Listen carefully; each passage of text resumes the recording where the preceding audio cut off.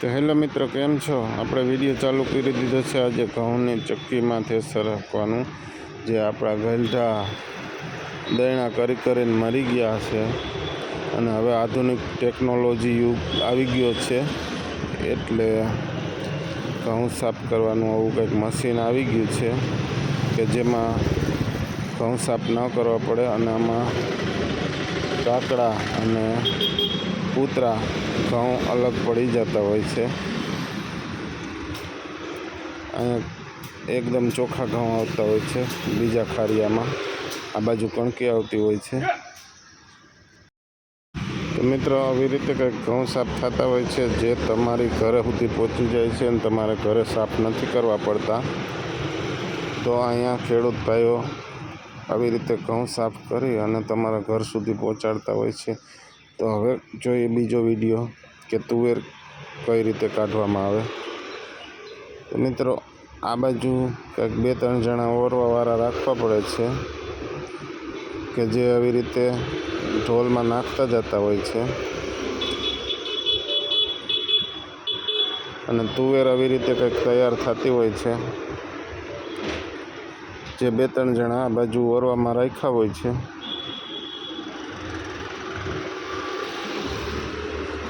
આ છે બજાજ થેસર.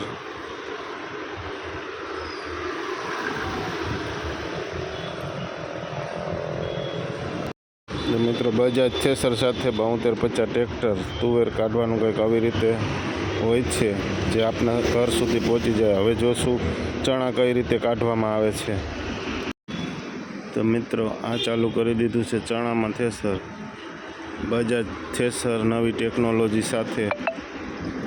તો મિત્રો, તમને ખબર ના હોય તો વાત જણાવી દઉં કે બજાજના થેસર આવા નવા આવી ગયા છે કે જેમાં ચણા એકદમ સાફ થઈને સીધું જ બાચકું ભરાતું હોય છે.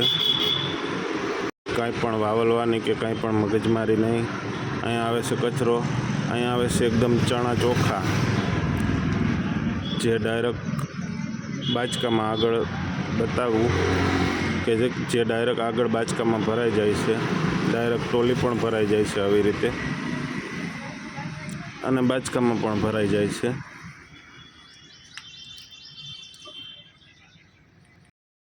મિત્રો, હવે તુવેર કઈ રીતે કાઢવામાં આવે. આ છે ગીતાનું, જે મગફળીમાં નીકળતું હોય એ થેસર છે.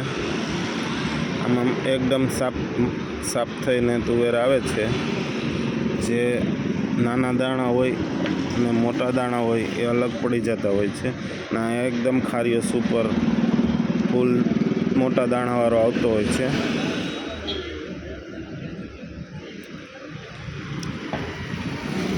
એકદમ સુપર, જે સાફ ના કરવું પડે, એકદમ મશીન ક્લીન આવતું હોય છે. તો મિત્રો, આ છે 241 ટ્રેક્ટર નવી ટેકનોલોજી, અને ગીતાના થેસરમાં તુવેર કાઢવાનું ચાલુ જ છે. આવી રીતે તુવેર તૈયાર થતી હોય છે અને પછી આની તુવેર દાળ કરવામાં આવતી હોય છે. આ બાજુ 4-5 જણા 3-4 જણા ઓરવાવાળા હોય છે. ગીતાના થેસર સાથે 241 ટ્રેક્ટર. હવે જોઈએ બજાજનું થેસર બીજું કઈ રીતે હાલે છે. તો આ છે તુવેર કાઢવાનું થેસર. આમાં માંડવી પણ નીકળી જાય છે અને તુવેર પણ હાલે છે. તો મિત્રો, આ છે ગીતાનું થેસર, જેમાં માંડવી અને તુવેર બે પણ નીકળી જતું હોય છે. હવે જોઈએ બજાજના થેસરમાં કઈ રીતે તુવેર કાઢવામાં આવે છે. આગળ વિડીયોમાં બતાવું છું તમને. આ છે તુવેરનો ઢગલો, અને અહીંયા આવે છે ભૂકો, જે પશુને ખાવામાં આવતો હોય છે. તો હવે બતાવું બજાજના થેસરમાં તુવેર કાઢવાનું કામ.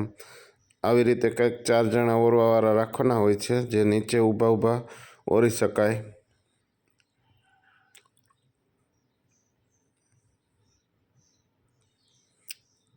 જે 4-5 જણા ઓરતા હોય છે, જે નીચે ઊભા ઊભા ઓરી શકાય. આ છે બજાજની નવી ટેકનોલોજી, જેમાં તુવેરને સાફ ન કરવી પડે, ડાયરેક્ટ બાચકા અથવા તો ટોલી ભરાઈ જતી હોય છે. જો આવી રીતે બાચકા ભરાઈ જતા હોય છે. અહીંયા આવે છે ચોખ્ખી એકદમ તુવેર, જે ડાયરેક્ટ બાચકું ભરાઈ જાય.